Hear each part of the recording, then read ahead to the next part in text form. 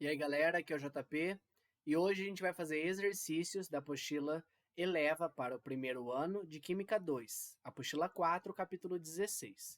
É um capítulo de revisão com exercícios dos últimos conteúdos que a gente viu, incluindo as leis ponderais de Lavoisier e Proust. Vamos lá, primeiro exercício, conceituais, número 4. Duas amostras de carbono puro de massa 1 grama e 9 gramas foram completamente queimadas pelo ar. O único produto formado, nos dois casos, o dióxido de carbono gasoso, foi totalmente recolhido e as massas obtidas foram 3,67 gramas e 3,03 gramas, respectivamente.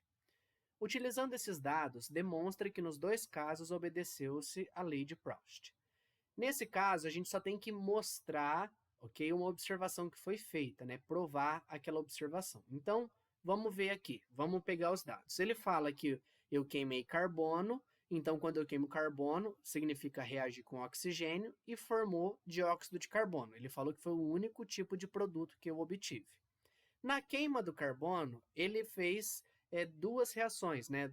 Dois experimentos com massas diferentes. Na primeira, com 1 grama e na segunda com 9 gramas.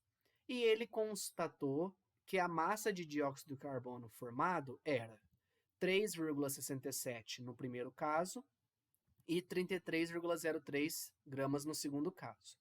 E ele pede com esses dados para que a gente prove que obedeceu à lei de Proust. A lei de Proust diz que a proporção entre os produtos e entre os reagentes na reação química é a mesma. Então, se a gente conseguir enxergar a mesma proporção aqui, a gente consegue provar isso. Olha só, de 1 para 9, eu multipliquei por 9. É o que acontece exatamente de 3,67 vezes 9, eu chego nesse mesmo resultado. Como a proporção foi a mesma, nós podemos concluir que esses dois experimentos obedecem à lei de Proust. Ok? Só isso. Agora, exercício contextualizado número 9, que diz o seguinte.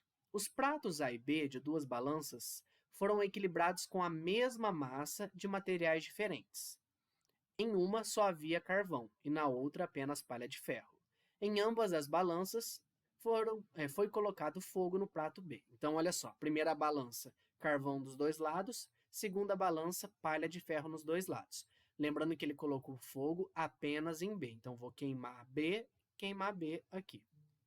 Ao final da combustão, como estará a disposição dos pratos na balança com carvão e com palha de ferro? Então, eu tenho que comparar aqui como que vai ficar cada uma das balanças.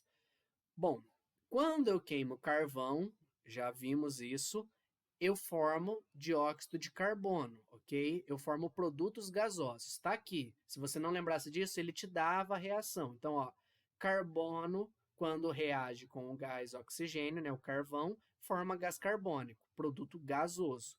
Lembrando que o produto gasoso não é levado em consideração quando eu peso aqui na balança. Por quê? Ele escapa, então eu tenho aí um desequilíbrio na balança, tá? Porque foi feito em sistema aberto nesse caso. Já quando eu queimo palha de ferro, reagindo aqui ela com gás oxigênio, forma-se o produto sólido óxido de ferro 3, nesse caso aqui, que é um produto sólido. E que a gente sabe, se eu comparo com o ferro inicial, esse composto aqui é mais pesado, porque além de ter toda a massa do ferro, ele incorpora também oxigênio. Então, esse produto final é mais pesado que o produto inicial. Assim, comparando aqui as balanças, como o produto B vai ficar mais leve que A, nesse caso, o prato mais leve sobe. Então, eu tenho aqui, como ele compara, né, A e B, falando do A em relação ao B. Aqui, nesse caso, eu sei que A fica abaixo de B, porque A vai estar mais pesado que B, com o carvão.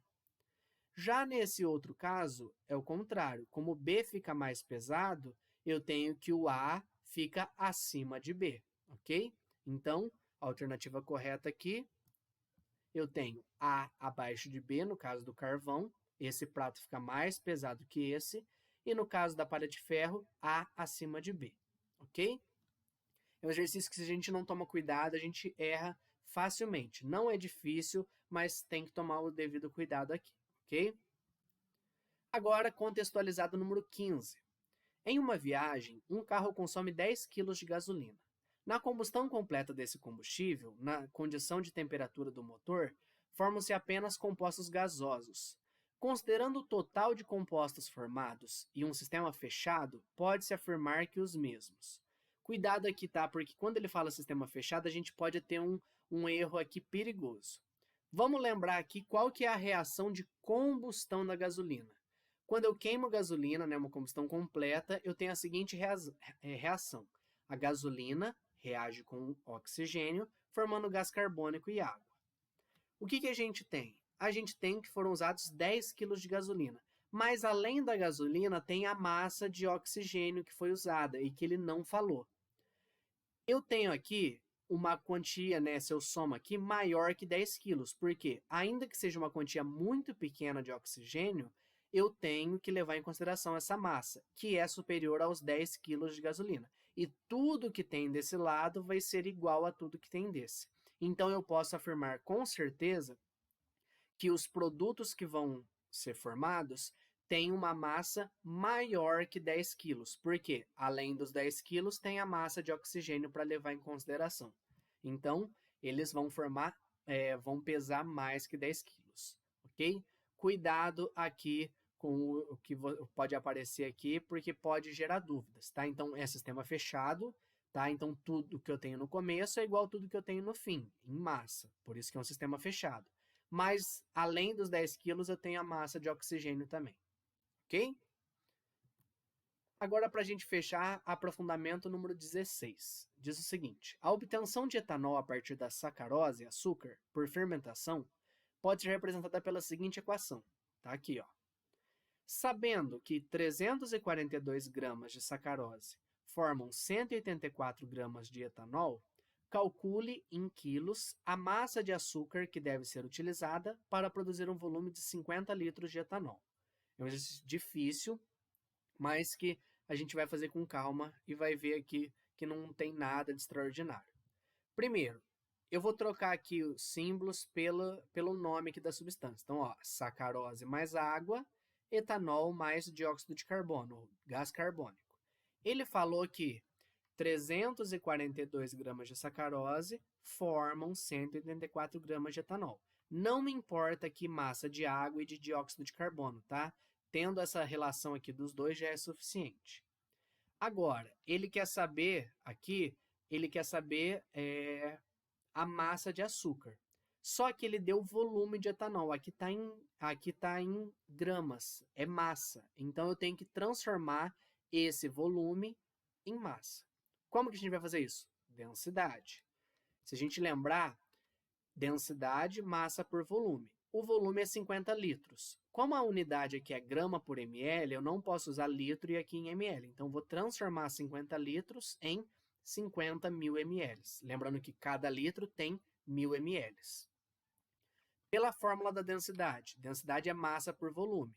Se eu passo aqui, né, o volume está dividindo nesse lado, eu passo multiplicando. Então, vai ficar 0,8 vezes 50 mil.